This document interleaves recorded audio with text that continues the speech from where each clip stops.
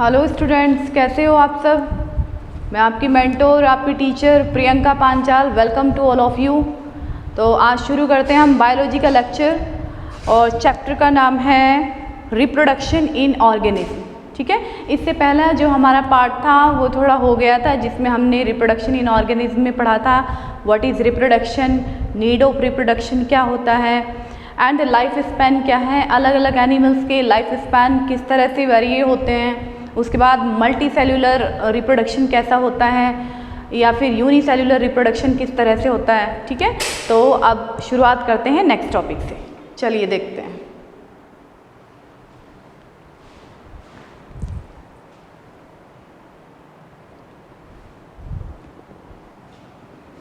ठीक है, चलो तो सबसे पहले शुरू करते हैं हम एसेक्सुअल रिप्रोडक्शन। एसेक्सुअल रिप्रोडक्शन, ठीक है। एसेक्सुअल रिप्रोडक्शन का मतलब होता है एब्सेंस ऑफ बोथ सेक्सेस। यानी एसेक्सुअल रिप्रोडक्शन एक ऐसा रिप्रोडक्शन होता है जिसमें male sex and female sex के बीच जो रिप्रोडक्शन होना है उसमें से कोई एक सिंगल पेरेंट ही इन्वॉल्व होगा, यानी absence of male and female sex. ठीक है, तो एसेक्सुअल रिप्रोडक्शन के इससे पहले हम पार्ट पढ़ चुके हैं। एसेक्सुअल रिप्रोडक्शन को हम फर्दर कैटेगराइज कर सकते हैं, बहुत सारे इसके टाइप्स हो सकते हैं। चलिए देखते हैं types of asexual reproduction. Types of asexual reproduction.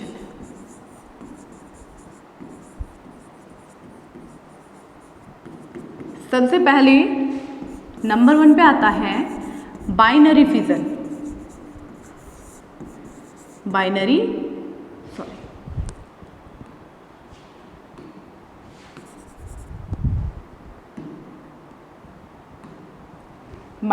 Fission. उसके बाद बडिंग,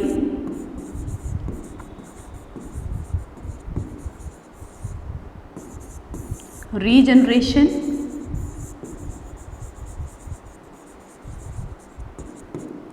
फ्रेगमेंटेशन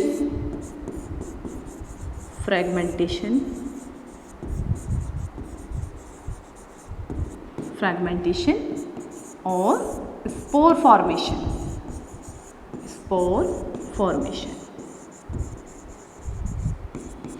ठीक है, ये सारे पार्ट्स होते हैं हमारे एसेक्सुअल रिप्रोडक्शन के। Binary fission, budding, regeneration, fragmentation and spore formation. इसके अलावा एक और पार्ट है जो हम एसेक्सुअल रिप्रोडक्शन के अंदर ही पढ़ते हैं, that is vegetative propagation.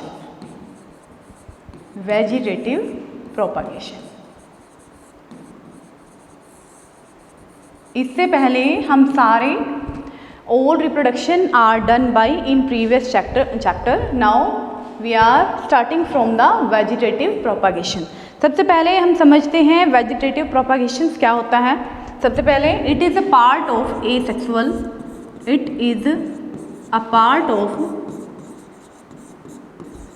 asexual reproduction. Asexual reproduction का ही एक टाइप होता है। उसके बाद इसमें vegetative part of plant are involve. Vegetative parts of plants are involve.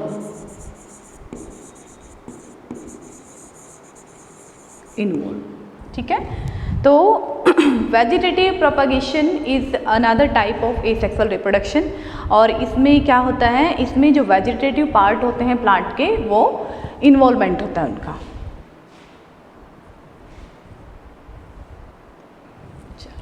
जैसे कि आप इस स्लाइड में देख पा रहे होंगे, ये कोई भी सपोज करो प्लांट है, तो प्लांट के दो पार्ट में हम डिवाइड कर सकते हैं। एक होता है वेजिटेटिव प्रोपागेशन और दूसरे होते हैं रिप्रोडक्टिव पार्ट।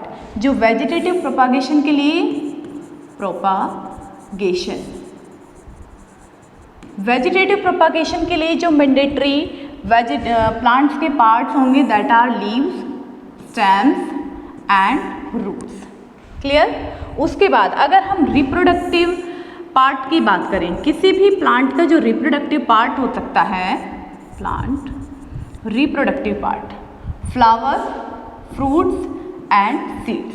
ठीक है, इसको हम लेटर ऑन कैरी करेंगे, लेकिन आज जो हमें पढ़ना है दैट इज़ वेजिटेटिव प्रोपागेशन, और उसमें हमें पढ़ने हैं लीव से हम कैसे एक न्यू ऑर्गेनिज्म को प्रोड्यूस करवा सकते हैं, स्टेम से कैसे करवा सकते हैं एंड रूट से कैसे क्लियर करवा सकते हैं। तो आई होप आप अच्छे से समझ गए होंगे कि वेजिटेटिव प्रोपागेशन में कौन कौन से वेजिटेटिव पार्ट्स होते हैं।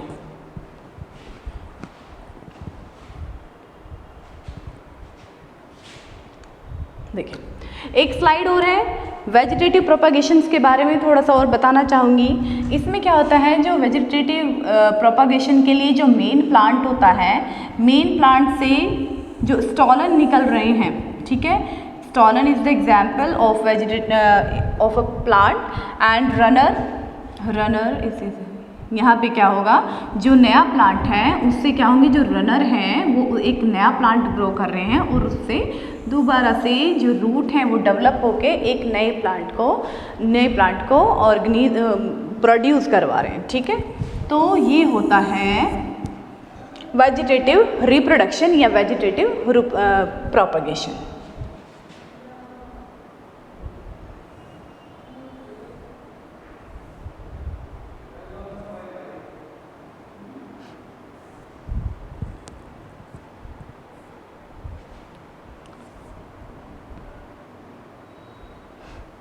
ठीक है, चलिए इसको हम नेक्स्ट कर देते हैं।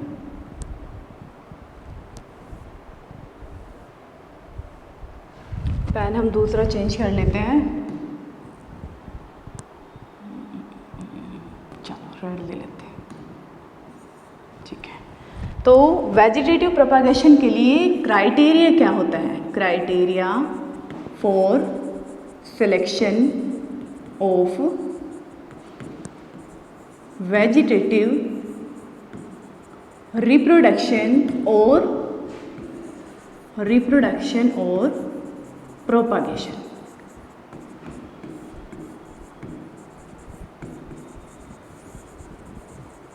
ठीक है, अगर हमें वेजिटेटिव प्रोपागेशन या वेजिटेटिव रिप्रोडक्शन करवाना है तो उसके लिए सबसे पहले क्या मैंडेटरी प्रोसेस होना चाहिए। सबसे पहले सोमेटिक और वेजिटेटिव पार्ट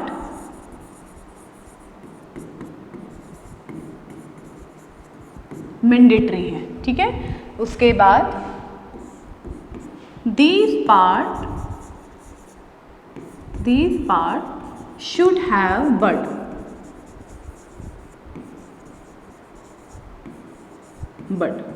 ठीक है, वेजिटेटिव प्रोपागेशन के लिए जो भी हम सोमेटिक पार्ट पढ़ रहे हैं या जो वेजिटेटिव पार्ट है, जैसे रूट हो गया, लीव्स हो गया, स्टेम हो गया, तो उसमें क्या होना बहुत ज़रूरी है, वहाँ से बड का होना बहुत ज़रूरी है। बड क्या होता है, बड इज द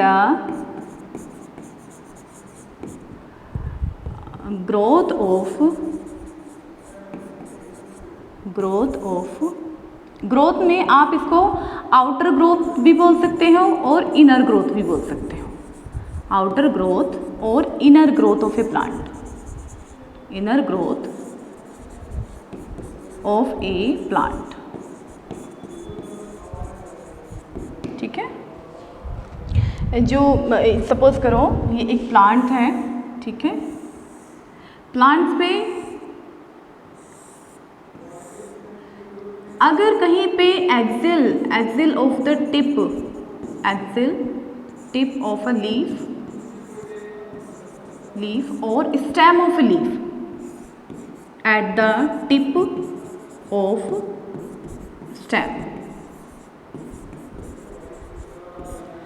किसी भी प्लांट का ऐसा वेजिटेटिव पार्ट जहाँ से जिसके सपोज करो स्टेम से कोई बड निकल रही है, ठीक है, या फिर at the leave of the axil से कोई बड निकल रही है, तो उसको हम बोलते हैं बड। ठीक है, बड क्या होगा, उसके बाद बड responsible for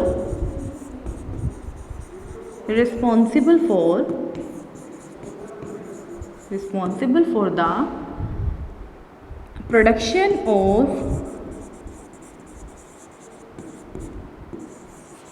of making a new plant।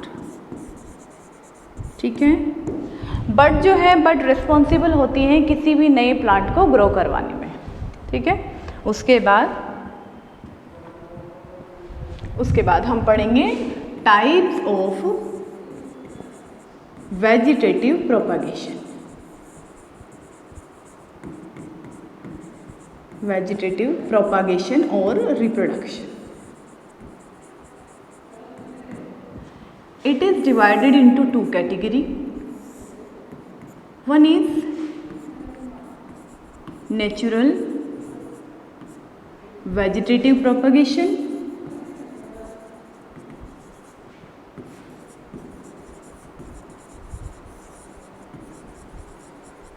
and the second one is the artificial propagation.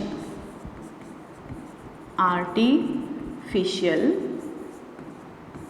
vegetative propagation।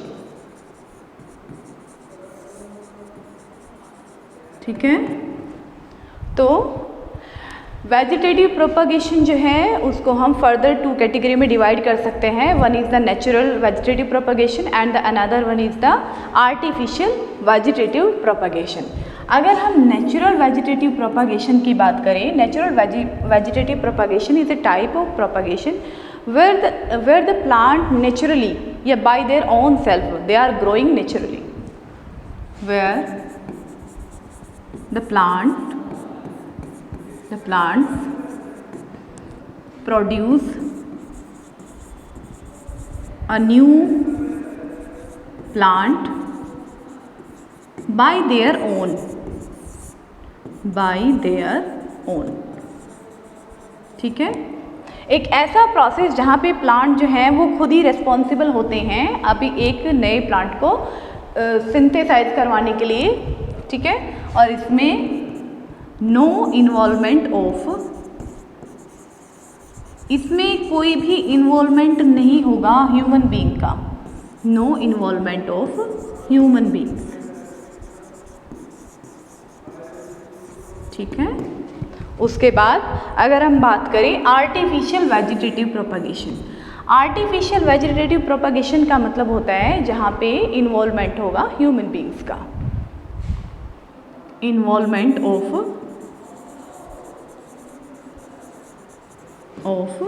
Human beings. Clear? तो बाकी आपको दोनों अच्छे से समझ में आ गए होंगे। अब नेचुरल वेजिटेटिव प्रोपगेशंस के भी हम किस तरह से ग्रो करवा सकते हैं, इसके भी फर्दर पार्ट्स होते हैं। इसको हम डिवाइड कर सकते हैं, जहाँ पे हम स्टेम के पार्ट से हम वेजिटेटिव ग्रो करवा सकते हैं, रूट से एंड लीफ से एंड बल्बिल से। All are the vegetative parts,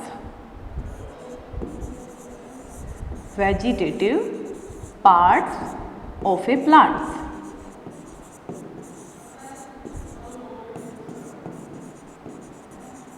ठीक है, ये सारे जहाँ से हम एक नए ऑर्गेनिज्म को प्रोड्यूस करवा सकते हैं, नए प्लांट को ग्रो करवा सकते हैं, that are stem, root, leaves and bulbils.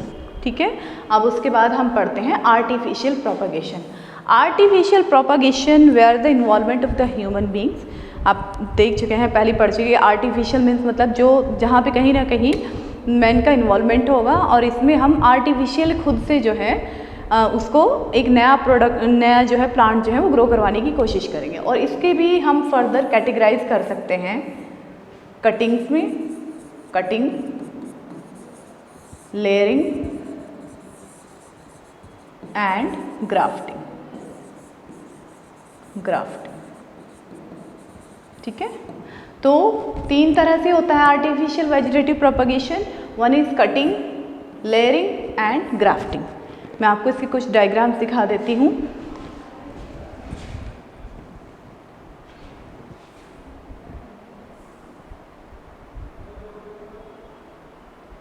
ठीक है, ये डायग्राम आप देख पा रहे होंगे। इस डायग्राम में क्या होता है, these are the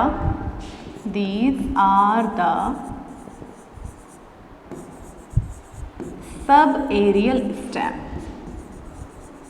sub aerial stem यानी स्टेम को भी हमने 3 पार्ट में डिवाइड करा गया है, sub aerial stem, aerial stem and the underground stem.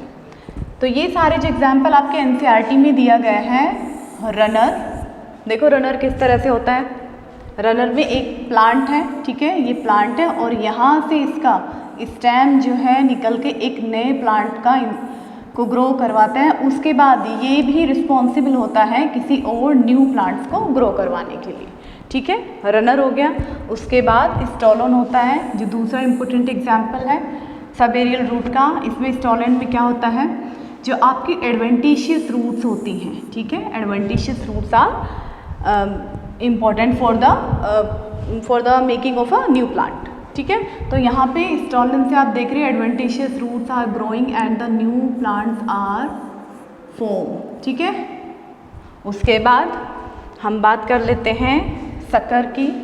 Sucker is another important example. ठीक है, इसमें क्या हो रहा है, देखो ये प्लांट्स हैं, यहाँ से एक नया प्लांट निकल रहा है, उससे फिर एक नया प्लांट्स ग्रो कर रहा है by the help of adventitious root. Again adventitious roots का इन्वॉल्वमेंट है यहाँ पे। ठीक है, लेकिन कहाँ से निकल रहे हैं, ये सारे निकल पा रहे हैं सब एरियल स्टेम से। उसके बाद ऑफसेट है, ये भी अनदर एग्जाम्पल इम्पोर्टेंट है आपका। ऑफसेट में आप देख सकते हो ये रूट्स हैं, यहाँ से स्टेम का पार्ट होगा जहाँ से ये ग्रो करना शुरू करेंगी और एक नए प्लांट्स को जो है वो ग्रो करवाने में हेल्प करेंगी। ठीक है, ये चारों एग्जाम्पल हो गए आपके सब एरियल स्टेम के, runner, sucker, stolen and offset. ठीक है, क्लियर है। उसके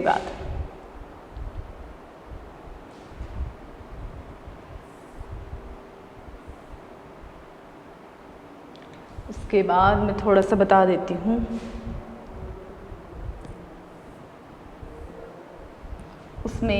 इसके बाद है एरियल स्टेम। एरियल स्टेम के एग्जाम्पल है आपका शुगर केन एंड मेज, जो आपकी एनसीईआरटी में दिया गया है, शुगर केन एंड मेज।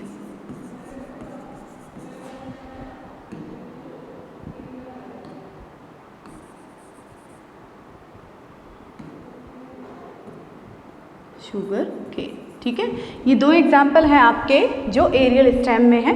उसके बाद आते हैं underground stem. Underground stem, clear. तो अंडरग्राउंड स्टेम ऐसे स्टेम होंगे जो सॉइल के नीचे वाला जो पार्ट होगा वो धीरे धीरे ग्रो करना शुरू करेगा और उससे एक नए प्लांट का फॉर्मेशन होगा। इसकी एक इमेजेस देख लेते हैं। ठीक है, ये आपके जैसे देख लो राइजोम्स हो गए, जिंजिबर ऑफिसिनालिस हो गया, ट्यूबर हो गया। ठीक है, ट्यूबर हो गया, ट्यूबर सोलेनम। उसके बाद कॉम हो गया, कोलोकेशिया जिसको हम अरबी बोलते हैं। उसके बाद हो गया बल्ब हो गया या एलियम कैपा हो गया। ठीक है, तो ये सारे एग्जाम्पल होते हैं अंडरग्राउंड स्टेम के। अंडरग्राउंड स्टेम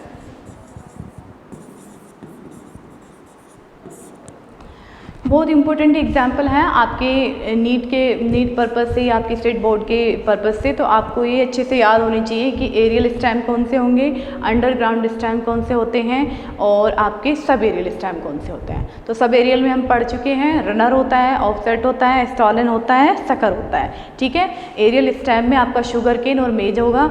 उसके बाद अगर हम बात करें अंडरग्राउंड स्टेम की, तो अंडरग्राउंड स्टेम में आपके आ जाते हैं, अंडरग्राउंड स्टेम में आपके आ जाएंगे जो जिसमें बल्ब आएगा, कॉर्न आएगा, राइजोम्स आएंगे और ट्यूबर आ जाएंगे। क्लियर।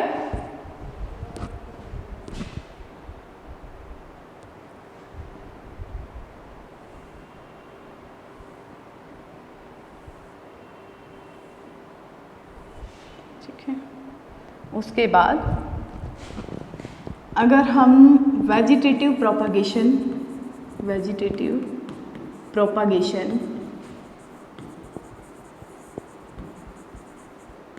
By roots.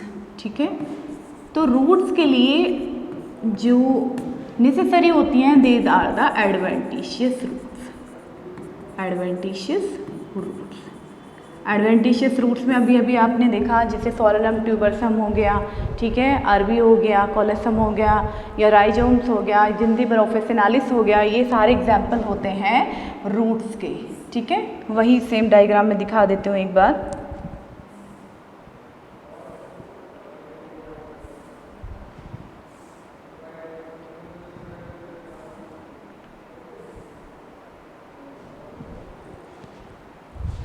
ठीक है, ये नहीं है, ये अंडरग्राउंड स्टेम में जो हमने लिखा है, जैसे ये हो गया, ये भी रूट का फॉर्मेशन है। इसमें रूट में क्या होता है, ये जो स्टार्च है, स्टार्च अबंडेंट हो जाता है, स्टार्च अबंडेंट है, फूड मटेरियल जो है इसमें स्टोर हो जाता है, फूड मटेरियल स्टोर होगा, जिसकी वजह से ये स्वेलोन हो जाते हैं, फूल जाते हैं। क्लियर? ठीक है,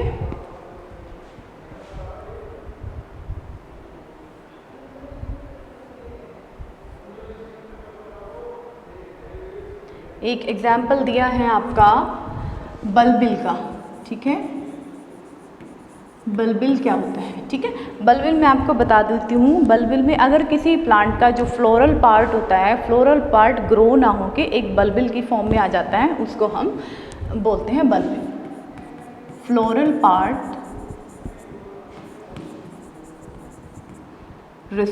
that not grow properly, that not grow, तो वहाँ पे क्या होता है, बल्ब लाइक स्ट्रक्चर बन जाती है, बल्ब लाइक स्ट्रक्चर। और ये बल्ब लाइक स्ट्रक्चर जो है वो रेस्पॉन्सिबल होती है फॉर अ न्यू प्लांट। इसका मैं एग्जाम्पल आपको दिखा देती हूँ। अगेव आपका एनसीईआरटी में एग्जाम्पल दिया गया है। ठीक है, ठीक है, ये अगेव का एग्जाम्पल है, अगेव। ठीक है, बल्बिल। ठीक है, जहाँ से आप ये देख पा रहे हो, ये नए प्लांट के फॉर्मेशन के, इसमें क्या होता है, जो फ्लोरल बड्स होती हैं, फ्लोरल बड्स जो हैं वो अच्छे से ग्रो नहीं कर पाती और वहाँ पे एक नया प्लांट्स का और फॉर्मेशन होगा।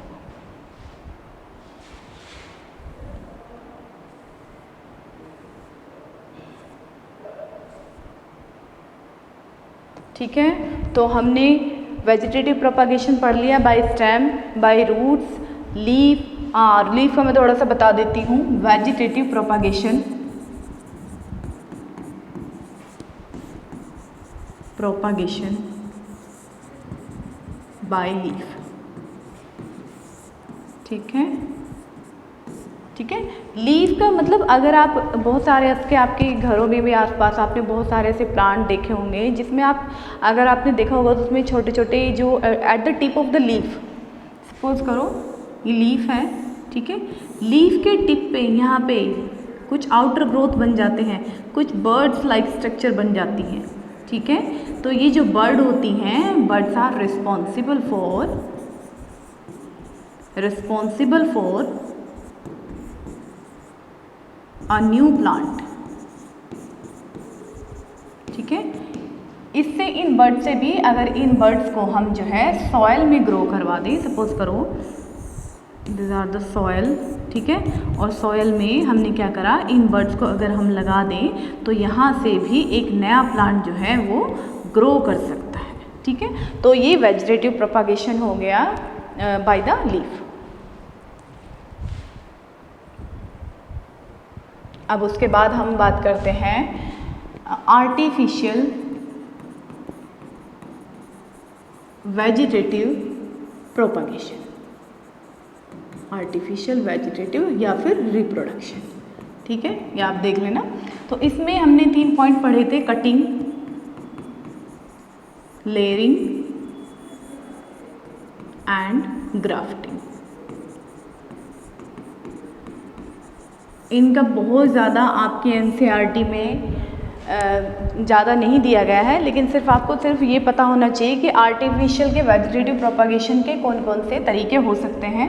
कटिंग हो सकते हैं, लेयरिंग हो सकता है, ग्राफ्टिंग होता है, और इसमें ये बाई मैन मेड होते हैं, ठीक है, जिसमें ह्यूमन बींग्स का इन्वॉल्वमेंट होता है। और यहाँ पे आप किसी भी कट, अगर आपने बहुत देखे हो ब्लंट कट किसी प्लांट का, सपोज करो दिस इज ए प्लांट, ठीक है,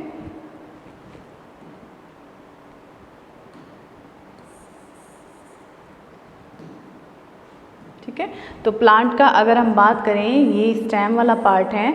आपने बहुत सारे जैसे चाइना रोज देखा होगा, या गुड़हल का फूल देखा, गुड़हल का पेड़ देखा होगा, गुलाब का देखा होगा। आप उसमें क्या करते हैं, एक स्टेम लिया, उसमें ब्लंट कट लिया, और उस ब्लंट कट को जब आप सॉइल में लगाते हो तो उस सॉइल में लगाने से कुछ दिन बाद आप देखोगे एक नया प्लांट जो है वो ग्रो कर सकता है, ठीक है। ऐसे ही लेयरिंग होता है और ग्राफ्टिंग होता है। उसके बाद हम पढ़ेंगे सेक्सुअल रिप्रोडक्शन। सेक्सुअल रिप्रोडक्शन, ठीक है। सेक्सुअल रिप्रोडक्शन का हम देख लेते हैं। सेक्सुअल रिप्रोडक्शन को हम बोल सकते हैं एम्फी मिक्सिस, ठीक है। एम्फी का मतलब होता है बोथ, और मिक्सिस का मतलब होता है मिक्सिंग करवाना। यानी sexual reproduction is a type of reproduction in which both gametes, both male gametes and female gametes are involve. Both sexes are involved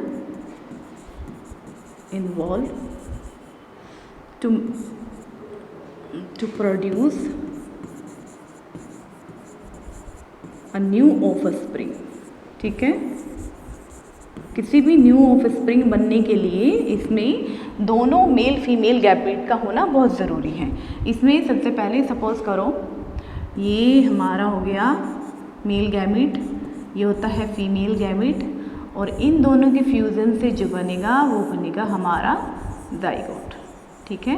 तो इसमें क्या होता है, सबसे पहले बोथ पेरेंट्स आर इन्वॉल्व होंगे। दूसरा जो पार्ट होगा फर्टिलाइजेशन टेक प्लेस, फर्टिलाइजेशन होगा, फर्टिलाइजेशन टेक प्लेस। उसके बाद फर्टिलाइजेशन होने के बाद इसमें होगा जाइगोट फॉर्मेशन होगा, जाइगोट फॉर्मेशन होगा, ठीक है। ये कॉम्प्लेक्स प्रोसेस होता है, कॉम्प्लेक्स प्रोसेस है, ठीक है भाई। कॉम्प्लेक्स प्रोसेस क्यों है, क्योंकि ज़्यादातर जितने भी मल्टी सेल्यूलर ऑर्गेनिज्म होते हैं तो उसमें जो है सेक्सुअल रिप्रोडक्शन होगा, most of the sexual reproduction होगा, तो इसमें बहुत सारा इन्वॉल्वमेंट होगा, बहुत सारे सेल्स का, ठीक है। तो एक कॉम्प्लेक्स प्रोसेस है। उसके बाद स्लो प्रोसेस है, यही मिला देती हूँ, स्लो प्रोसेस है, स्लो प्रोसेस है। इलेबोरेट प्रोसेस है, इलेबोरेट होता है, ठीक है। तो अगर हम कंपैरेटिवली बात करें सेक्सुअल और एसेक्सुअल रिप्रोडक्शन की, थोड़ा देख लेते हैं। तो आई होप आपको समझ में आ गया होगा कि सेक्सुअल रिप्रोडक्शन क्या होता है। एम्फी मिक्सिस होता है और इसमें जर्मिनेटिव जो सेल्स होती हैं उनका इन्वॉल्वमेंट होगा, ठीक है। उसके बाद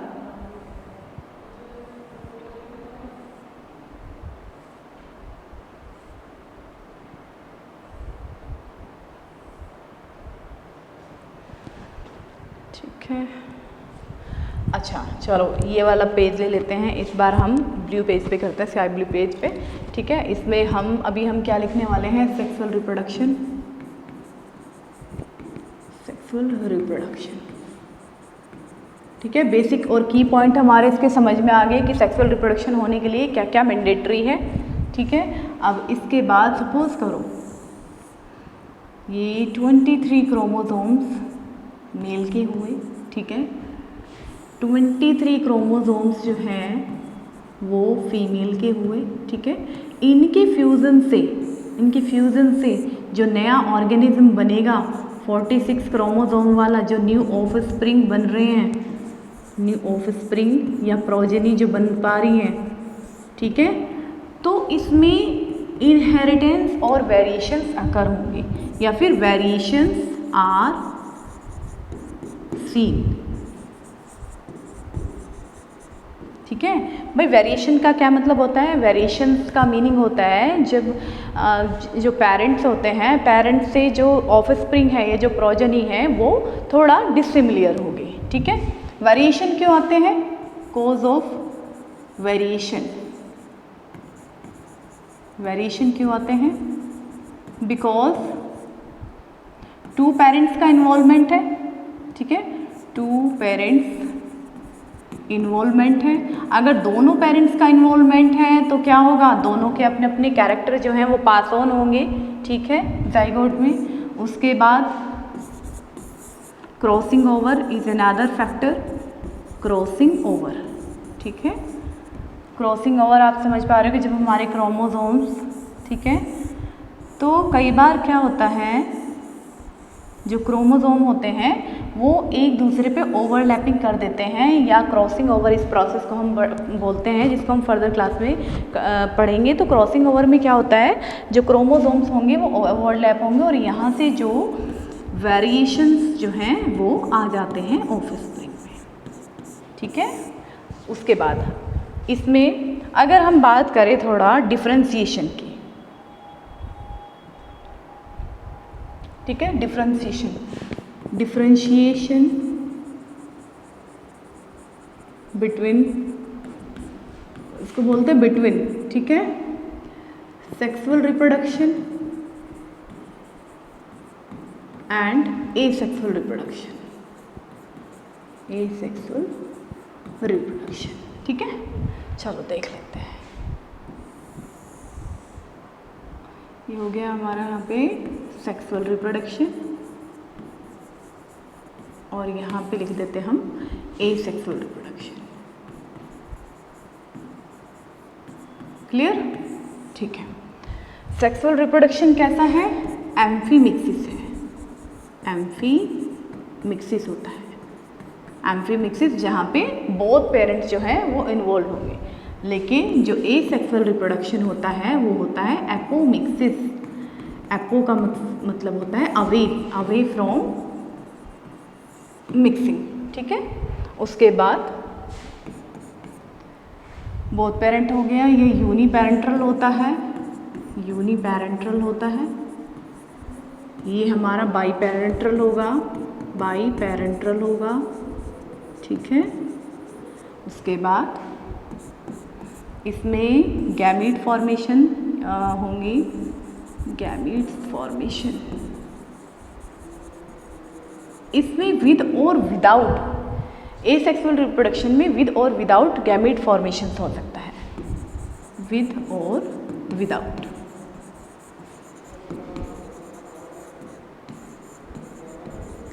गैमीट फॉर्मेशन, क्लियर। इसमें फर्टिलाइजेशन अकर होगा, फर्टिलाइजेशन अकर, फर्टिलाइजेशन अकर होगा। इसमें फर्टिलाइजेशन नहीं होगा, फर्टिलाइजेशन एब्सेंट होगा, ठीक है। इसमें वेरिएशंस आएंगे, ठीक है, वेरिएशंस आएंगे। इसमें वेरिएशन एब्सेंट होंगे, वेरिएशन एब्सेंट होंगे। वेरिएशन क्यों एब्सेंट होंगे? क्योंकि भाई सिंगल पेरेंट है।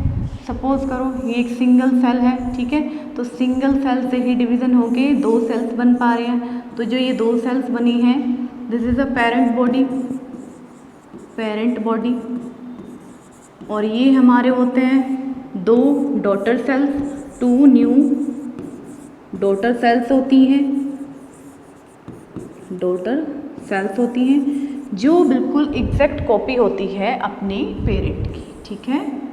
जो ऑफस्प्रिंग होते हैं वो बिल्कुल सिमिलर होते हैं एज टू देयर पेरेंट्स, ठीक है। तो इसमें क्या होता है, इसमें क्लोन फॉर्मेशन होता है या क्लोन कॉपीज बनती है, ठीक है, और इसमें क्लोन कॉपी नहीं बनती, एब्सेंट होता है क्लोन, एब्सेंट होती है क्लोन कॉपी, ठीक है। चलो अब थोड़ा सा मैं क्लोन के बारे में बता देती हूँ, क्लोन क्या होता है। क्लोन क्या होता है, ठीक है, clone that are genetically and morphologically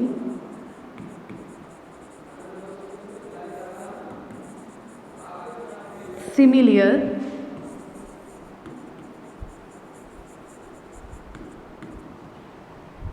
to their offspring, ठीक है। यानी जो पेरेंट होंगे वो बिल्कुल जेनेटिकली भी और मॉर्फोलॉजिकली बिल्कुल सिमिलर होंगे ऑफस्प्रिंग के। एग्जाम्पल सपोज करो, एग्जाम्पल है, एग्जाम्पल के बेसिस पे इसमें 64 क्रोमोसोम है, ठीक है, और ये जो सेल्स बनेंगी after division both cells have 64 chromosomes and both are morphologically, even morphologically same होंगे। मॉर्फोलॉजी का क्या मतलब होता है, मॉर्फोलॉजिकल का मतलब होता है physical appearance, physical appearance. Physical appearance genetically क्या होता है, जितने जीन्स जो है वो पेरेंट में हैं उतने ही जीन्स जो हैं वो पास ऑन होंगे उसकी ऑफस्प्रिंग या प्रोजेनी में, इसको हम बोलते हैं जेनेटिकली सेम। अगर हम बात करें मॉर्फोलॉजिकली की, तो मॉर्फोलॉजिकली जैसा ही पेरेंट दिखाई देता है, जैसे ही उसके फिजिकल अपीयरेंस है, बिल्कुल ऐसे ही आपके जो हैं फिजिकल अपीयरेंस वाले जो हैं प्लांट जो है वो ग्रो करेंगे, ठीक है। तो आपने देखा भी होगा बहुत सारे प्लांट जो आपके आसपास होते हैं, आप उनमें डिफ्रेंशिएट थोड़ी कर पाते होंगे कि ये पेरेंट है या फिर ये उसके ऑफस्प्रिंग है। सारे प्लांट जो है वो बिल्कुल एक जैसे दिखाई देते हैं, ठीक है। तो क्लोन जो है एसेक्सुअल रिप्रोडक्शन में 100% क्लोन कॉपीज बनती हैं, 100%, ठीक है, क्लोन कॉपीज बनती हैं। क्लियर? तो आई होप आपको थोड़ा सा समझ में आ गया होगा कि भाई सेक्सुअल रिप्रोडक्शन क्या होता है, एसेक्सुअल रिप्रोडक्शन क्या होता है, ठीक है। चलो एक क्विक रिवीजन कर लेते हैं हम एसेक्सुअल रिप्रोडक्शन का। एसेक्सुअल रिप्रोडक्शन में हमने सबसे पहले, इसको मैं ब्लैंक कर लेती हूँ सबसे पहले, ठीक है। एसेक्सुअल रिप्रोडक्शन हम पढ़ चुके हैं। एसेक्सुअल रिप्रोडक्शन का मतलब होता है एब्सेंस ऑफ बोथ सेक्सेस या बोथ गैमेट। सपोज करो मेल गैमेट और फीमेल गैमेट का इसमें फ्यूज़न नहीं होगा, जाइगोट नहीं बनेगा, ठीक है। और इसमें एसेक्सुअल रिप्रोडक्शन के हमने टाइप पढ़े थे, टाइप में हमने पढ़ लिए थे बडिंग होता है, रीजनरेशन होता है, फ्रेगमेंटेशन होता है, ठीक है। और उसके बाद उसमें हमने पढ़ा था जो हमारा लास्ट था वेजिटेटिव प्रोपागेशन। वेजिटेटिव प्रोपागेशन हमने फर्दर उसको पढ़ा था कि इसको हम फर्दर कैटेगराइज कर सकते हैं 2 कैटेगरीज में, नेचुरल वेजिटेटिव प्रोपागेशन और आर्टिफिशियल वेजिटेटिव प्रोपागेशन, ठीक है। नेचुरल वेजिटेटिव प्रोपागेशन में कोई भी इन्वॉल्वमेंट नहीं होता है ह्यूमन बींग्स का। अगर हम बात करें आर्टिफिशियल वेजिटेटिव प्रोपागेशन का, तो ये मैन मेड प्रोसेस होता है जिसमें आप आर्टिफिशियली किसी प्लांट्स को ग्रो करवा सकते हैं, ठीक है। फिर उसके बाद हमने पढ़ा कि सेक्सुअल रिप्रोडक्शन क्या होता है। सेक्सुअल रिप्रोडक्शन में हम बोथ गैमेट्स जो हैं वो इन्वॉल्व होंगे, फ्यूज़न होगा, जाइगोट फॉर्मेशन होगी, इलेबोरेट प्रोसेस होता है, कॉम्प्लेक्स होता है as comparative to asexual reproduction, ठीक है। एसेक्सुअल रिप्रोडक्शन में आपकी 100% क्लोन कॉपीज बनती हैं, ठीक है। तो बच्चों शायद आपको समझ में आया होगा, आज थोड़ा सा कुछ डाउट्स आपके क्लियर होंगे। अगर आपको सेशन मेरा अच्छा लगा हो तो आप मुझे कमेंट कर सकते हैं, लाइक कर सकते हैं, शेयर कर सकते हैं, ठीक है। तो आज के लिए बहुत है बच्चों, इतना ही, ठीक है। थैंक यू, ठीक है। थैंक यू सो मच बेटा। आई होप आपने सेशन को एंजॉय करा होगा और एक हेल्दी नोट के साथ हंसते रहिए, खुश रहिए, हेल्दी लाइफ वेल्दी लाइफ हो आपकी, ठीक है। Bye, thank you.